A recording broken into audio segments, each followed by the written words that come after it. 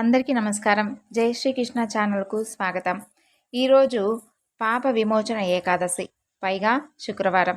ఎంతో విశేషమైనటువంటి ఈ ఏకాదశి నాడు ఏకాదశి వ్రతకథలను వినడం నిజంగా మన అదృష్టం. శ్రీ మహావిష్ణువుకు ఎంతో ప్రీతికరమైనటువంటి ఈ ఏకాదశి నాడు స్వామివారి కథలను విని స్వామి అనుగ్రహాన్ని పొందుదాం. ఈ కథలు విన్నవారికి ఏకాదశి వ్రతాన్ని ఆచరించినటువంటి ఫలితం దక్కుతుందని సూత మహర్షుల వారు శౌనకాది మహామునులందరికీ కూడా వివరించారు.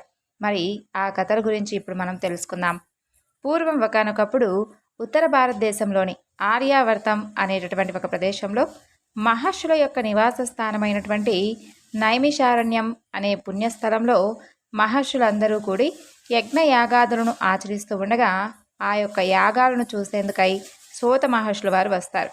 ఆయన రాక అక్కడ ఉన్న వారందరూ కూడా, అంటే ఈ శౌనకాది మహాములందరికీ కూడా ఎంతో ఆనందం కలిగిస్తుందన్నమాట. ఎందుకంటే ఆయన సకల శాస్త్ర కోవిదుడు, వేదాలను చక్కగా 4 అధ్యయనం కూడా చేసినటువంటి గొప్ప వేద విద్వాంసుడు. కాబట్టి ఆయన రాక వారందరికీ కూడా ఎంతో ఆనందాన్ని కలిగిస్తుంది.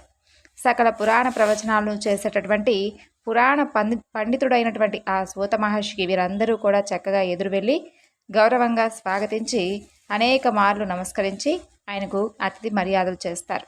చక్కగా ఒక ఉచిత ఆసనాన్ని సూత మహర్షుల వారికి నియమించి అందరూ కూడా కూర్చుంటారు. ఆ సూత మహర్షి చుట్టూ కూర్చుంటారు. అప్పుడు శౌనకుడు, ఓ సూత మహర్షి, మీ రాక మాకు ఎంతో ఆనందాన్ని కలిగించింది.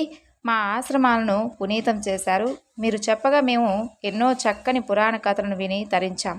ఈ యాగ సమయంలో మీరు 3 లోకాల్లో ప్రసిద్ధి చెందినది, సర్వ పాపాలను శమింపచేయునది, సర్వకామ ఫలప్రదమైనటువంటి ఏదైనా వ్రతం గురించి చెప్పమని చెప్పి వారందరూ కూడా ప్రార్థిస్తారు. అప్పుడు సూత మహర్షుల వారు, ఓ మునిపుంగవులారా, మీరు అడగడం నేను చెప్పకపోవడం ఉంటుందా? పూర్వం ఇదే ప్రశ్న నారద మహర్షి సనక మహర్షిని అడిగాడు. అప్పుడు సనక మహర్షి చెప్పినటువంటి వ్రతం గురించి ఇప్పుడు మీకు చెప్పబోతున్నాను. సావధానంగా వినండి. ముల్లోకాలలోనూ ప్రసిద్ధి పొందినది, సర్వ పాపాలను పోగొట్టేది, సర్వకామ్యాలను సిద్ధింపచేసేది అలాంటి వ్రతం ఉంది. దీనిని బ్రాహ్మణులు కానీ, క్షత్రియులు కానీ, వైశ్యులు కానీ, శూద్రులు కానీ స్త్రీ పురుష వయోభేదం లేకుండా చక్కగా ఆచరించుకోవచ్చు. ఎవరు ఆచరించినా మోక్షప్రదం, శ్రీ మహావిష్ణువుకు మహాప్రీతికరం. ఈ వ్రతం పేరే ఏకాదశి వ్రతం. ఈ వ్రతం సర్వాభీష్టప్రదమైనది. శుక్ల కృష్ణ పక్షాలలో వచ్చేటటువంటి ఈ ఏకాదశి తిథి రోజున భోజనం చేయకూడదు. ఆ విధంగా భుజించిన వారు ఇహలోకమునందు పాపాన్ని పొంది పరమందు నరకలోకానికి చేరుకుంటారు. ఉపవాస ఫలం పొందుగోరు వారు దశమి రాత్రి, ఏకాదశి రోజు పగలు రాత్రి 2 పూటలు, ద్వాదశి రోజు రాత్రి ఈ 4 పూటలు ఆహారం తీసుకోకూడదు. ఏకాదశి తిథి రోజు భుజించిన వారు సర్వ పాపాలను అనుభవిస్తారు. అందువలన 4 పూటలు నిరాహారంగా ఉండాలి. హరిదినమున అంటే ఏకాదశి రోజున బ్రహ్మహత్యాది మహాపాతకాలన్నీ కూడా అన్నాన్ని ఆశ్రయించి ఉంటాయి.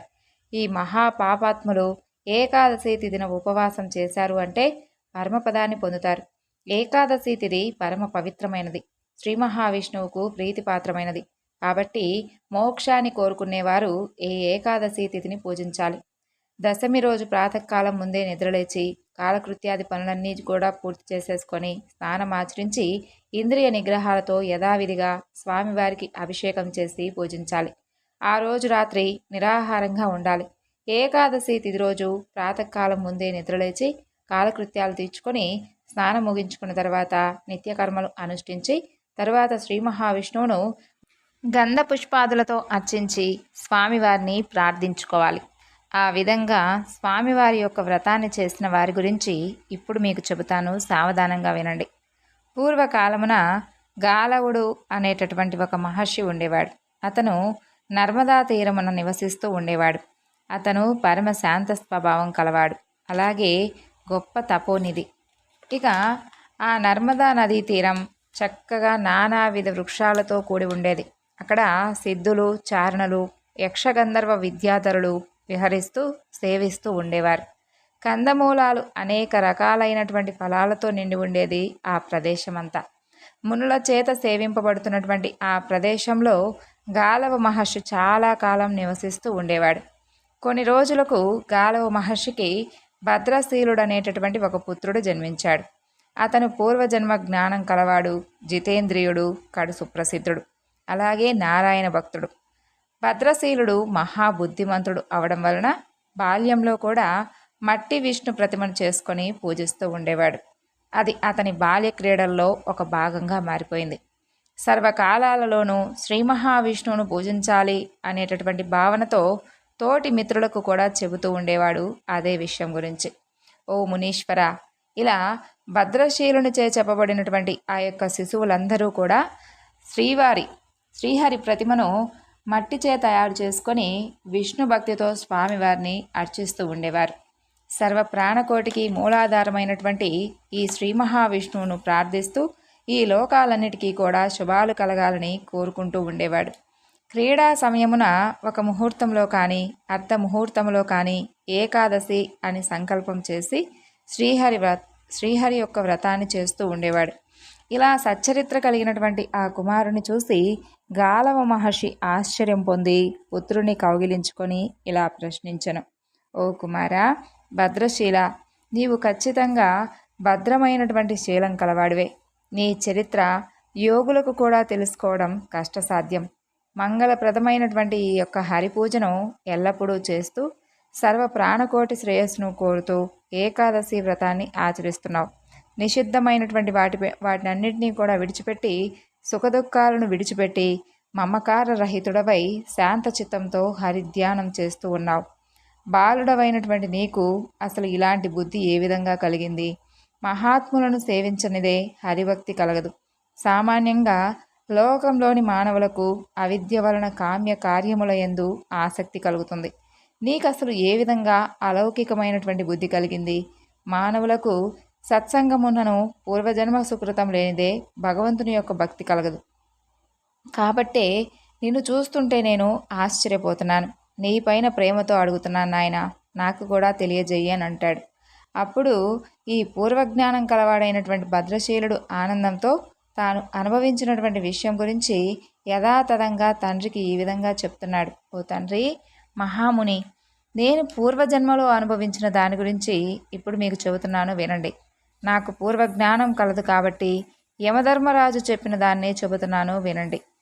ఈ మాటలు విన్నటువంటి గాలవ మహర్షి మరలా ఆశ్చర్యం పొందుతూ ప్రేమతో మహాబుద్ధిమంతుడైనటువంటి భద్రశీలునితో, ఓ మహానుభావ, నీవు పూర్వజన్మలో ఎవరివి? యముడు నీతో ఏమని చెప్పాడు? ఎందువలన చెప్పాడు అని అడుగుతాడు. అప్పుడు భద్రశీలుడు, ఓ తండ్రి, నేను పూర్వం చంద్రవంశపు రాజుని. నా పేరు ధర్మకీర్తి. నా గురువులు దత్తాత్రేయ మహర్షులు వారు. 9000 సంవత్సరాలు రాజ్య పరిపాలన చేశాను. ఐశ్వర్య మదంతో, పాషాండ జనుల స్నేహంతో పాషాండ ఆచారం పాటించాను. మొదట చాలా పుణ్యకార్యాలను ఆచరించి పుణ్యాన్ని సంపాదించుకున్నాను. కానీ పాషాండులచే బాధించబడినటువంటి నేను వేద మార్గాన్ని విడిచిపెట్టాను. యుక్తి కలిగినటువంటి మాటలు పలకగలవాడినైనటువంటి నేను చాలా యజ్ఞాలను కూడా నాశనం చేసేసాను. నేను అధర్మాన్ని అనుసరించడం వలన నా దేశ ప్రజలు కూడా ఎప్పుడూ కూడా అధర్మమునే ఆచరిస్తూ ఉండేవారు. అలా వారి అధర్మము నుండి 6వ వంతు భాగం నాకు దక్కింది.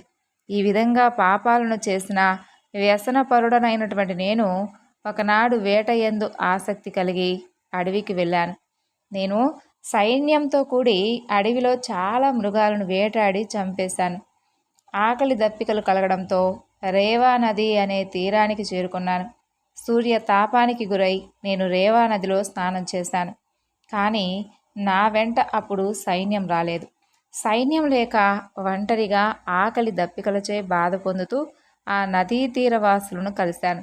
సాయంకాలం ఏకాదశి వ్రతాన్ని ఆచరిస్తున్నటువంటి అక్కడ ఉన్నటువంటి జనులను చూసి ఒంటరినైనటువంటి నేను వారితో కలిసి నిరాహారంగా ఉన్నాను. వారితోనే జాగరణ చేశాను. బడలిక చేత, ఆకలి దప్పికల చేత పీడింపబడినటువంటి నేను జాగరం చివర ప్రాతకాలంలో మరణించాను.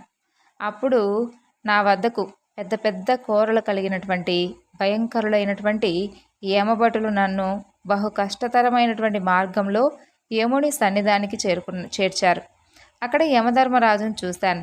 అప్పుడు యమధర్మరాజు చిత్రగుప్తుని పిలిచి ఇతని చరిత్రను, దానికి అమలుపరచవలసినటువంటి శిక్ష గురించి వివరించమన్నాడు. అప్పుడు చిత్రగుప్తుడు ఇలా పలికాడు, ఓ ధర్మరాజా, ఇతను నిజంగా మామూలుగా అయితే పాపాత్ముడే, ఎన్నో పాపాలను చేస్తాడు. అయితే ఏకాదశి తిథి రోజున నిరాహారంగా ఉంటే పాపాలన్నీ కూడా తొలగిపోతాయి కదా. ఇతను వేట కోసమై బయలుదేరి అడవికి వెళ్ళాడు. ఏకాదశి తిథి రోజున రేవా నదిలో స్నానమాచరించి ఆ యొక్క నదీ తీరంలో చక్కగా నిరాహారంగా ఉండి జాగరణం చేశాడు. కాబట్టి ఇతని పాపాలన్నీ కూడా నశించిపోయాయి. ఇది ఏకాదశి ప్రభావం అని చెప్పాడు. యమధర్మరాజు అప్పుడు వినయంతో నాకు నమస్కరించాడు, నన్ను పూజించాడు. భటులను పిలిచి వారితో ఇలా అన్నాడు, ఓ దూతలారా, నా మాటలను జాగ్రత్తగా వినండి. మీకు హితమును చెబుతున్నాను. ధర్మ మార్గంలో నడుచుకునేటటువంటి మానవులను నా వద్దకు అసలు తీసుకొని రాకండి.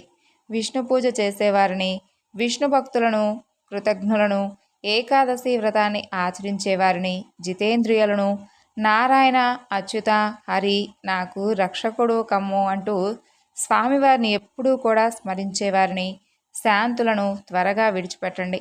నారాయణ, అచ్యుత, హరి, జనార్దన, కృష్ణ, విష్ణు, పద్మేశ, పద్మజాపిత, శివశంకర అంటూ ఎల్లప్పుడూ కూడా పలుకుతూ లోకహితాన్ని కోరేటటువంటి ప్రశాంతులను దూరం నుండే విడిచిపెట్టండి. వారికి శిక్షలు ఉండవు.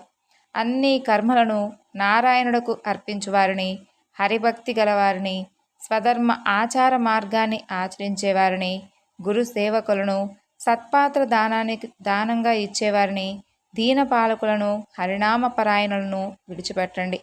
పాషాండులతో స్నేహం లేనివారిని, బ్రాహ్మణ భక్తి కలవారిని, సత్సంగమందు ఆసక్తి కలవారిని, అతిథి పూజ సలుపువారిని, శివ విష్ణువుల యందు సమభావం కలవారిని, జనోపకారం చేస్తూ హరికథామృతమును సేవించువారిని విడిచిపెట్టండి.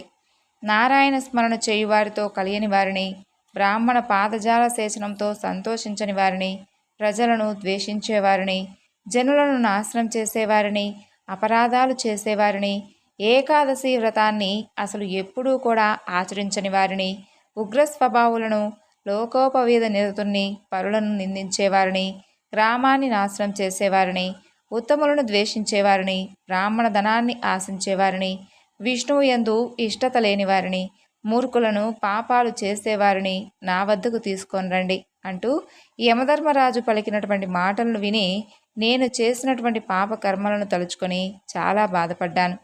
పాపాలను తలుచుకొని పశ్చాత్తాపం చెందడం వలన, సద్ధర్మాలను వినడం వలన అప్పుడే నాకున్నటువంటి పాపాలన్నీ కూడా పూర్తిగా నశించిపోయాయి. ఇలా పాపరాహిత్యాన్ని పొంది హరి సారూప్యాన్ని పొంది ఉన్నటువంటి నాకు యమధర్మరాజు నమస్కరించాడు. అప్పుడు యమదూతలు భయంతో వణుకుతూ యమధర్మరాజు చెప్పినటువంటి ధర్మాన్ని విశ్వసించారు. ఆ తరువాత యమధర్మరాజు నన్ను సన్మానించి 100 దివ్య విమానాలతో శ్రీ మహావిష్ణువు యొక్క పరమపదానికి పంపించాడు. నేను చేసినటువంటి ఆ ఏకాదశి ఉపవాసం, జాగరం వలన విష్ణులోకాన్ని పొందాను. అక్కడ కల్పకోటి సహస్రములు, కల్పకోటి శతములు విష్ణులోకమునందు ఉన్నాయి. తరువాత ఇంద్రలోకం వచ్చాను. అక్కడ కూడా దేవతలందరి చేత పూజలందుకుంటూ కల్పకోటి సహస్రములు, కల్పకోటి శతములు అన్ని భోగాలతో అక్కడ నివసించాను. తరువాత భూలోకానికి వచ్చాను. అక్కడ కూడా విష్ణు భక్తులైనటువంటి మీ వంశంలో పుట్టాను. పూర్వజన్మ జ్ఞానం చేత ఈ విషయాలన్నీ తెలుసుకున్నాను. కాబట్టే బాలుడితో కలిసి శ్రీ మహావిష్ణు యొక్క పూజల గురించి ప్రయత్నం చేయిస్తూ ఉన్నాను. మొదట నేను ఆచరించింది ఏకాదశి వ్రతమని నాకు కూడా తెలియదు. పూర్వజన్మ జ్ఞానం చే ఇప్పుడే తెలుసుకున్నాను. నాకు తెలియకుండా చేసినటువంటి ఏకాదశి ఉపవాసం, జాగరణకే నాకు ఇంతటి ఫలితం కలిగినందువలన భక్తితో ఏకాదశి వ్రతాన్ని చేసేవారికి కలిగేటటువంటి ఫలితం గురించి ఇంత అని ఏం చెప్పగలను తండ్రి? కాబట్టి ఓ తండ్రి, నేను పరమ పవిత్రమైనటువంటి ఏకాదశి వ్రతాన్ని ఆచరిస్తున్నాను. పరమపదమును కోరి ప్రతినిత్యము కూడా విష్ణు పూజను చేస్తున్నాను. శ్రద్ధతో ఏకాదశి వ్రతాన్ని ఆచరించేవారు పరమానందదాయకమైనటువంటి శ్రీ మహావిష్ణు యొక్క సాన్నిధ్యాన్ని పొందుతారు అంటూ భద్రశీలుని మాటలను వినటువంటి ఆ గాలవ మహర్షి పరమానందభరితుడవుతాడు. విష్ణుభక్తి పరాయణుడైనటువంటి నీవు నా వంశంలో పుట్టావు కాబట్టి నా వంశం కూడా ధన్యమైంది, అసలు నా జన్మే ధన్యమైంది అని చెప్పి ఎంతో సంతోషించి గాలవ మహర్షి తన పుత్రుడికి విధి విధానంగా హరిపూజా విధానం గురించి తెలియజేస్తాడు అంటూ సనక మహర్షి నారదునకు చెబుతాడు. ఈ విషయం గురించి సూత మహర్షి ఈ శౌనకాది మహామునులందరికీ కూడా తెలియజేస్తాడు. ఏకాదశి కథను విన్నారు కదండి. ఈ వివరణను ఇంతటితో ముగిస్తున్నాను. మరొక చక్కని వివరణతో మరలా కలుసుకుందాం. అంతవరకు నమస్కారం. జై శ్రీకృష్ణ.